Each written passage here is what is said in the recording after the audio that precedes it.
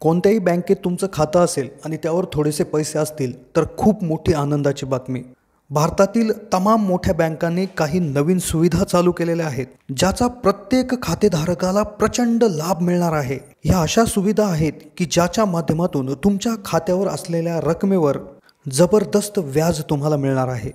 कोणत्याही मोठ्या बँकमध्ये तुमची रक्कम जर पडलेली असेल, छोटी मोठी गुंतवणूक केलेली असेल, बचत खात्यात पैसे असतील, तर बँकेत जाऊन तात्काळ ही सुविधा चालू करा. इंटरनेट बँकिंगच्या माध्यमातून जरी तुम्ही ही सुविधा चालू केली तर तुम्हाला मोठा फायदा होणार आहे. ही सुविधा जी जुने खाते आहेत किंवा नवीन खाते आहेत या दोन्हीवरही चालू करता येते आणि जी एकदा चालू झाली की बँकेच्या माध्यमातून अगदी ॲटोमॅटिक तुम्हाला जास्तीत जास्त व्याज मिळायला सुरुवात होत असतं.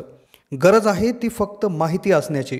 माहिती नसल्यामुळे बऱ्याच वेळा आपण आपले बँकेत असणारे जे बचत खात्यात असलेले जे पैसे आहेत तर त्यावर कमी व्याजदर घेतो आणि आपलं मोठं नुकसान होत असतं. तर सुविधेचा लाभ घ्यायचा असेल तर बँका वाईज आम्ही काय नियम आहेत, कशी सुविधा चालू करायची आहे, कसा लाभ तुम्हाला मिळणार आहे, अशी बँकेवाईज माहिती व्हिडिओत देणार आहोत. त्यामुळे व्हिडिओ स्टेप बाय स्टेप पूर्ण लक्षपूर्वक पहा. चॅनलला नवीन असाल तर जरूर सबस्क्राईब करा.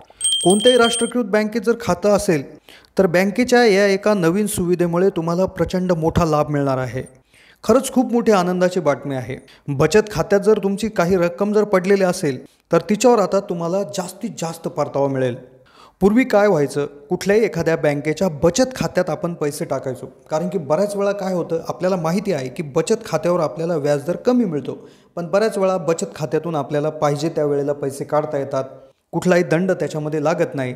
त्यामुळे आपण बचत खात्यामध्ये नेहमी थोडीफार रक्कम ठेवत असतो. काही लोकांचे अगदी लाखो रुपये देखील बचत खात्यामध्ये पडलेले असतात. स्टेट बँकेचं बचत खातं असू द्या, HDFC, ICICI, bank of Baroda, union bank, अशा भरपूर बँकांमध्ये लोकांचे पैसे आज पडलेले असतात. आपण बऱ्याचशा पैशांची FD म्हणजेच फिक्स्ड डिपॉझिट मुदत ठेव करतो, पण काही रक्कम ही नेहमी आपली बचत खात्यात पडलेली असते आणि जिच्यावर 2%, 3% व्याज आपल्याला मिळतं. 1 लाख रुपये जर असतील तर वर्षाला फक्त 2 ते 2.5 हजार रुपये व्याज मिळतात आणि हे दर 3 महिन्याला आपल्या बँकेमध्ये जमा होतात. तर ते अगदी 100, 200, 300 रुपये जमा होतात. आपल्याला कळत देखील नाही की आपलं व्याज जमा झालं आहे म्हणून. मग जास्त व्याजदर म्हणजे 8%, 9% जर व्याज मिळावं म्हणून जर आपण त्याची FD करायला गेलो आणि जर आपल्याला मध्येच कुठे, म्हणजे FDचा कालावधी एकतर 1 वर्ष, 2 वर्ष, 5 वर्ष, 10 वर्ष इतका असतो, आणि जर आपल्याला मध्येच पैशाची गरज पडली तर ती FD जर आपण तोडली तर आपल्याला एकतर व्याज तर मिळत नाही, पण दंड तो वेगळाच भरावा लागत असतो. त्यामुळे आपण FD करत नाही, पैसे आपण बचत खात्यातच ठेवतो. दोन्हीकडूनही आपली खात्री होती. तर मग यावरच जे काय बँक आहेत तर त्यांनी एक नवीन सुविधा आणली जिचं नाव ॲटो स्वीप आहे. ॲटो स्वीप सुविधेची खासियत इतकी जबरदस्त आहे की कोणत्याही बँकेच्या तुमच्या बचत खात्यामध्ये जर एका निश्चित रकमेच्या वर जर रक्कम त्या ठिकाणी जमा झाली, उदाहरणार्थ एक निश्चित रक्कम तुम्ही ठरवली की 20,000 रुपये एक रक्कम आहे, त्या रकमेच्या वर जेवढे काय पैसे येतील 10,000 रुपयाच्या पटीत, तर तात्काळ ती रक्कम ॲटोमॅटिक फिक्स डिपॉझिटमध्ये गुंतवली जाते. म्हणजेच तिच्यावर 3% व्याज मिळणार होतं. जर तुम्ही ॲटो स्वीप ही सुविधा बँकेत जाऊन चालू केली तर तुम्हाला ज्या 20,000च्या वरच्या रकमेवर तुम्हाला मिळतील 8 ते 9% व्याजदर. आता स्टेट बँकेची जी काय नियम आहेत ते वेगळे आहेत, HDFCचे वेगळे, ICICIचे वेगळे, बँक ऑफ बडोदाचे वेगळे, युनियन बँकेचे वेगळे. ते आम्ही सांगणारच आहोत. सुविधा कशी चालू करायची हे देखील सांगणार आहोत. पण त्याआधी कसं काय याचं काम नेमकं कसं होतं, याची सिस्टीम कशी होती, आता याचं व्याज जास्तीचं कसं मिळतं, काय करावं लागतं. तुम्हाला ज्या काय बँका आहेत, तुमचं बचत खातं असेल तर तिथे जाऊन तुम्हाला ऑटो स्वाईप ही सुविधा त्या ठिकाणी सुरुवात करावी लागते. ज्यामध्ये होतं काय, निश्चित रकमेच्या वरती जर काही रक्कम आली तर ती रक्कम तात्काळ तुमच्या FDमध्ये त्या ठिकाणी जमा होत असते. यामुळे होणारा फायदा अधिक कमाई.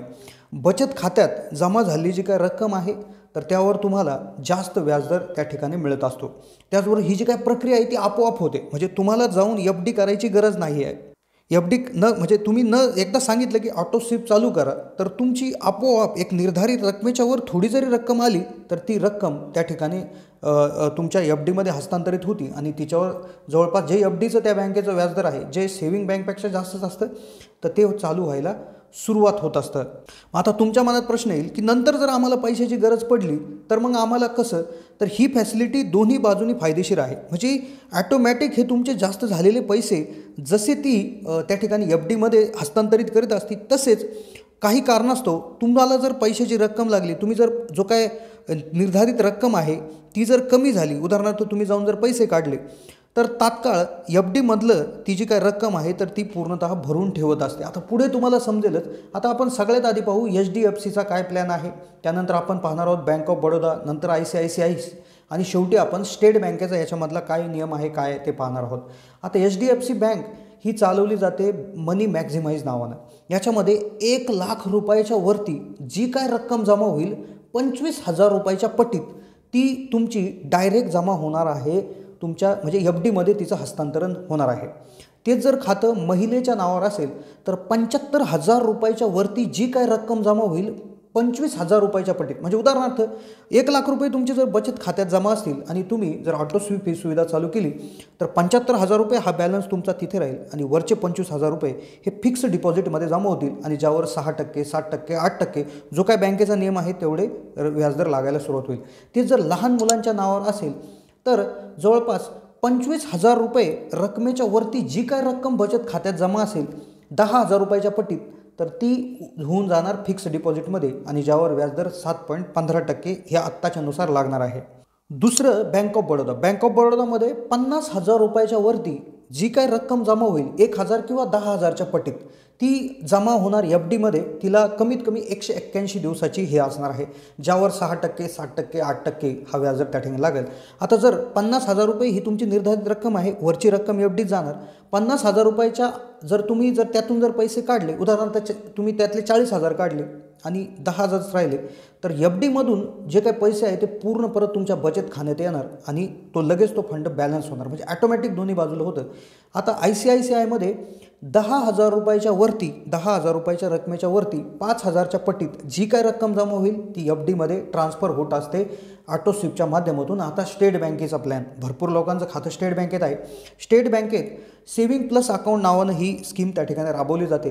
35,000 रुपयाच्या वरती जी काय रक्कम जमा होईल 10,000 रुपये किंवा 1,000 रुपयाच्या पटीत, तर ती रक्कम फिक्स डिपॉझिट म्हणजेच मुदत ठेवीमध्ये कन्वर्ट होत असते आणि त्यावर तुम्हाला 7% पासून 7.5% पर्यंत व्याजदर मिळत असतो, जो एफ-डी स्कीमला त्या ठिकाणी ॲप्लिकेबल आहे. हेच जर तुम्हाला नंतर जर भविष्यात त्या ठिकाणी परत पैसे लागले तर तुम्ही ते काढू शकता आणि तुम्हाला याच्यामध्ये कुठलाही त्या ठिकाणी दंड एवढा काही त्याच्यामध्ये बसणार नाही, पण फायदा चांगल्या प्रमाणात होणार आहे. या ऑटोस्वीप फायद्यामुळे, ऑटोस्वीपच्या योजनेमुळे तुम्हाला असा फायदा होईल की तुमचं सेव्हिंग अकाउंट जे आहे तर ते एखाद्या फिक्स डिपॉझिट अकाउंटसारखं काम करेल, ज्यामुळे तुम्हाला अगदी 2-2.5% मिळणारा जो काही व्याजदर आहे तो 6%, 7% पर्यंत किंवा 8% पर्यंत देखील मिळू शकतो. हा त्या ठिकाणी फायदा आहे, कारण की जे काही सेव्हिंग बँक आहे अकाउंट आहे त्यामध्ये कमीच व्याजदर मिळतो. आता तुमचं कोणत्या बँकेत अकाउंट आहे तिथे तुम्ही तात्काळ जाऊन ही सुविधा चालू करायला पाहिजे. कशी वाटली माहिती कमेंटच्या माध्यमातून कळवा. चॅनलला नवीन असाल तर जरूर सबस्क्राईब करा.